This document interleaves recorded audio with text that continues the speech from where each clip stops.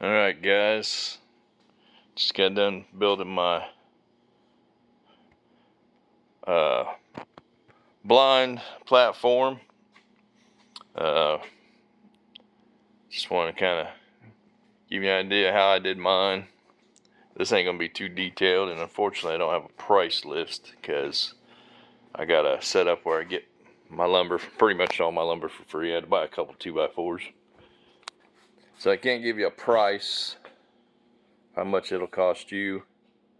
I know it won't be cheap, but if you build it right, you should have a pretty good setup. So it's basic. I mean, nothing too tedious about it. Pretty much anybody can do it. I have 2x6s for my base of my platform. You can get by with 2x4s, I'm sure. Like I said, I have a setup where I can get free lumber, just a bunch of crates that I gotta break down myself. But once I break them down, I got all kinds of lumber. So basically, 2x6s. You can do 2x4s. Just make a square. Mine's 8 foot by 6 foot. So obviously, that's my 8 foot side, and then my 6 foot side. Obviously, when you cut this is going to be 6 foot minus the 1.5 inches on each side. So 69 inches on my short side, and then just put a couple screws in to secure these two boards together.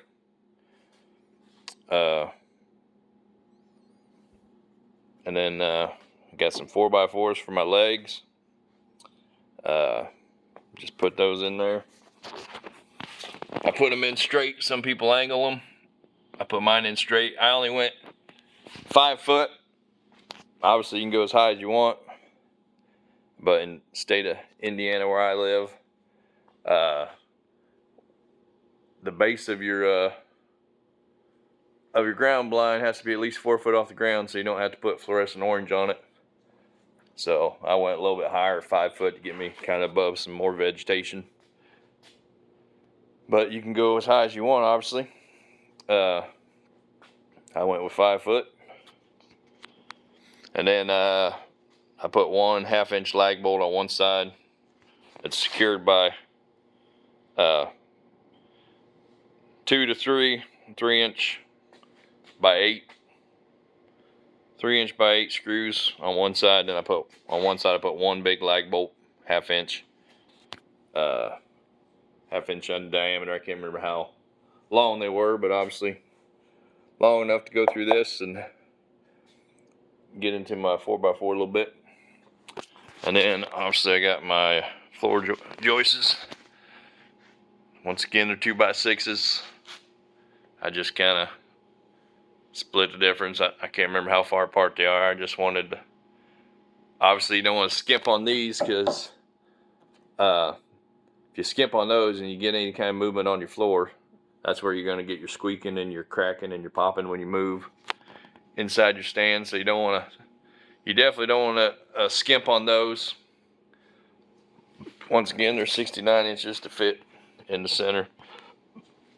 And then about the only hardest part that might give anybody who don't do much woodworking any issues is the bracing. And you definitely want the bracing. This is the second one I made. I made my first one without the cross bracing. I got just the bottoms. It's a little bit smaller because the blind on it's smaller, and I made some mistakes. Like, one thing you'll learn is my other one is only 6 foot by 6 foot. It's a different blind too. One thing on the other blind is it has the actual wind flap, ground flap. This one does not. So you see I got a little bit of space right there.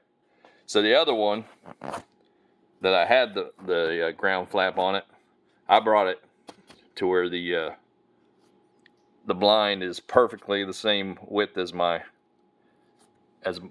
platform is the same width as my blind. And then I took that excess flap and I got it over on this part. I went and got a grommet kit, and I put 4 grommets on the side and drilled holes. So my actual flap, my ground blind secured with not only the big bolts to hold it into the ground, to the bottom of the platform, but also on the side. I got 4 bolts on each side holding my flap, so I ain't got to worry about any wind. Plus, it gives me extra strength. But the one thing I found on the last one is on the back side. You see how the doors are designed. I got a ladder, kind of like this, up against my right here where I get in. But obviously, the ladder can only go so high. So I found out I had to get a little pull rope I tied from the other side, and I bring it through the door so I can pull on the rope to kind of hold my weight a little bit. And then, but the problem you run into is how tiny that hole is at the bottom to get into that ground blind. It's possible for me to get my old leg way over this part without making a lot of sound and without really cranking on that door. And it's loud and it's awkward and it's not smooth at all. So I learned my lesson. Got a little extra platform so I can stand on the platform, get into my blind. That's definitely a must. Obviously, it depends on your door design, but most of them are like that. Obviously, my ladder here, it's just 2x4s with 2x4s of steps. You can do it like I currently have it now, just lean it up against this. It's not really going to go anywhere. But once I get it to my property, I'm going to put it straight up and down and actually screw it in so the wind don't blow it. I got these handrails to be able to get all the way up on top. A little harder to climb, but not that bad. But like I said, you can do either way you want. You can still tack it in on top if you wanted to. But I think I got sidetracked. About the hardest thing that some people might struggle with is how to do those. My saving grace was this thing here, my Craig tool to make pocket holes. Obviously, there's 1,000 videos on how to do it. But, so I just connected it to the bottom of my 2x6. And it's obviously the same distance from the inside of my leg. So I just put it all the way down to my leg. That's a 45-degree angle on this side. And then you do your pocket hole. This one I just made myself because there wasn't enough meat of wood to do my pocket hole. So I just drilled a hole with a drill that was the same size as the head of my screws. So when I did it as straight as possible. It really wasn't that hard, and then I stick my screw in there, so it's got 2 screws holding it there. Then obviously once I cut my 45, I just held the board there and kept my 45 as flat as possible, and then I just drew a line on my board where to cut, which obviously if your legs are 90 degrees, that's going to be another 45-degree cut right there. So if you want to measure it from the longest tip to the longest tip you can and put a 45 on each side. I did it the cheating way and just held it up there and then drew a line with my pencil and then went and cut it. But it's 45s on each side. That's about the hardest thing. And then another little tip. I'm just getting ready to finish up. Just got done painting 2 gallons of paint for this bad boy. So I went through 2 gallons and I basically almost didn't make it, but I got 2 coats on it. 2 gallons of paint. So I'm finishing up right here. Like I said, there's a gap right here. Lets a lot of air in. So, like I said, on the other one, they had that extra flap. It's pretty nice. You can get your grommet kit put on here, but this one don't have it, so could be overkill. I mean, I got the 4 bolts in there, and then once I get it to the property, I'll run some rope some string with a carabiner, or not a carabiner, but like a tensioner, all the way down to the ground. And I get these the stakes for dogs, the screw-in style, really long ones that go deep in the ground, and then I'll connect my rope to that, and then put it up there, and then tighten it down really tight.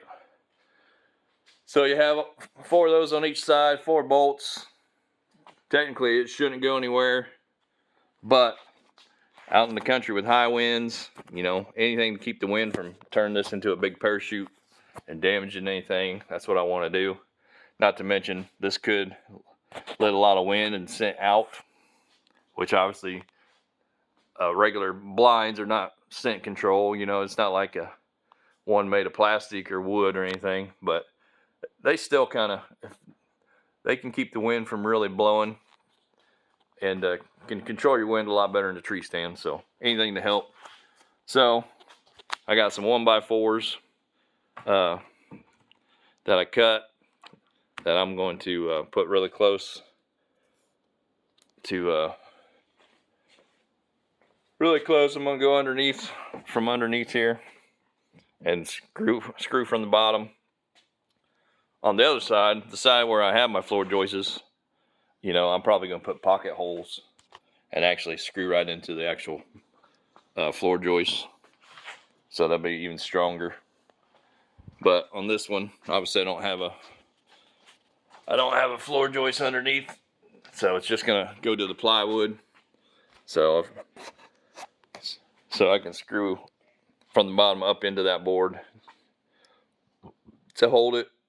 Or if you wanted to put like a 2x4 across, you could, but that's gonna save you some money. It's gonna be easier.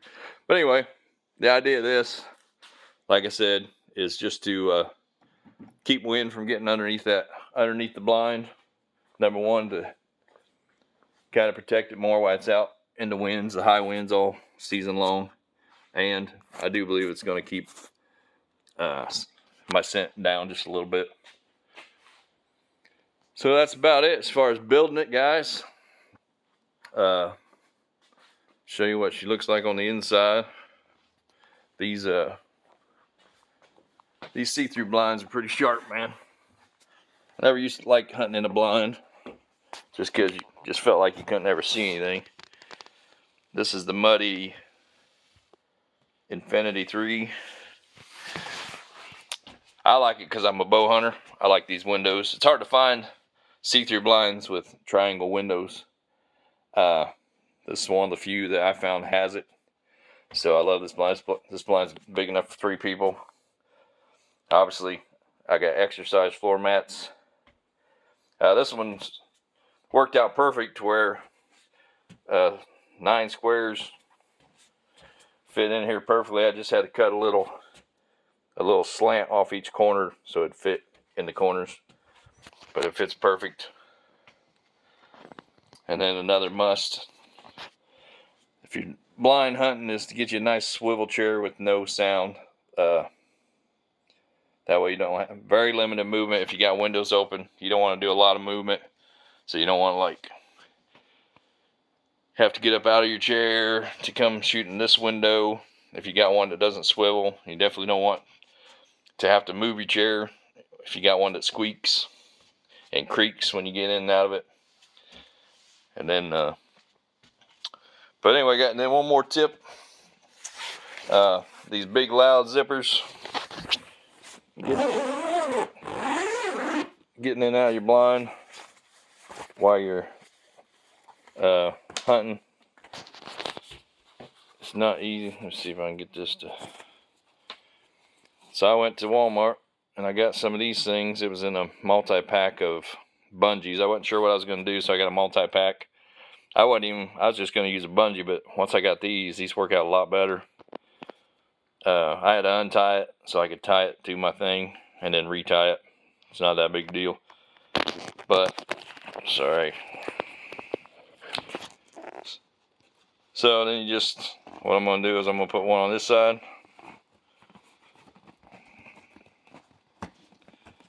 That's a little tight. Hang on, I need my hand for a second.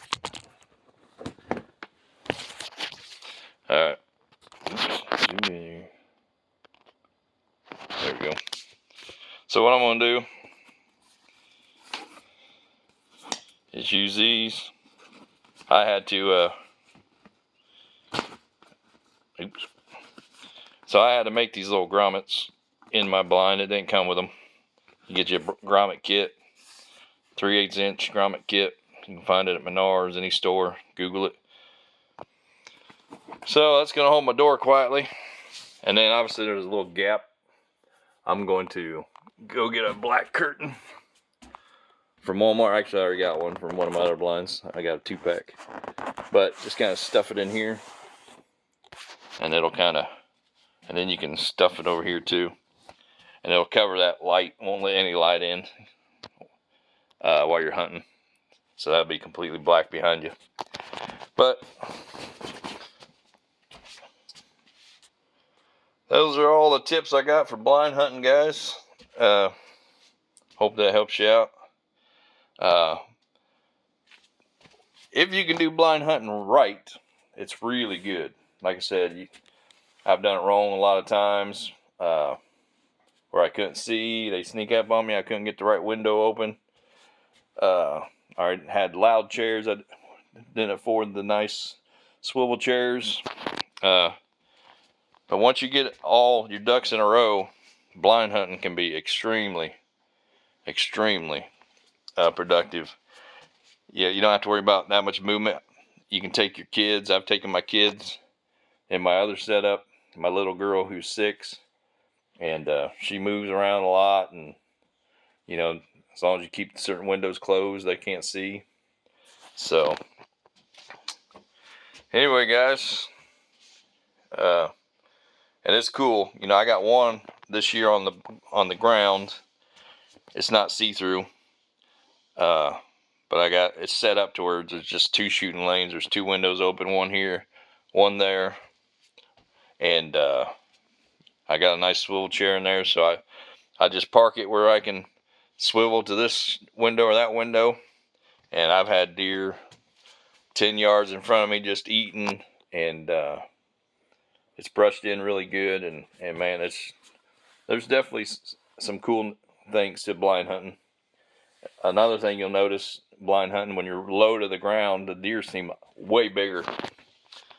Like a deer at 40, you know, he looks like he's at 20.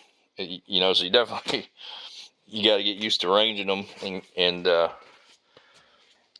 difference, because they're going to look a lot bigger. So nice bigger target for archery. I do mostly archery, so being lower to the ground is pretty cool.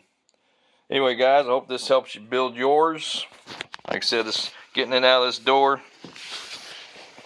on this platform is way nicer than my other one. See how quiet I can do it compared to if I made a video of me getting it in and out of the other one. That would be hilarious and scare about every deer out of the county. So after this season, I'm gonna bring it back home and build a little platform off the back and get it set up right so it's not so loud. But same thing, guys, on this side I haven't put the wood up there. I just laid the wood up there to show you. I'm gonna, all 4 sides, I'm gonna cover up that gap. Anyway, guys, I know it's long-winded. I didn't give you any real measurements, just hopefully looking at it helps you know how to build it.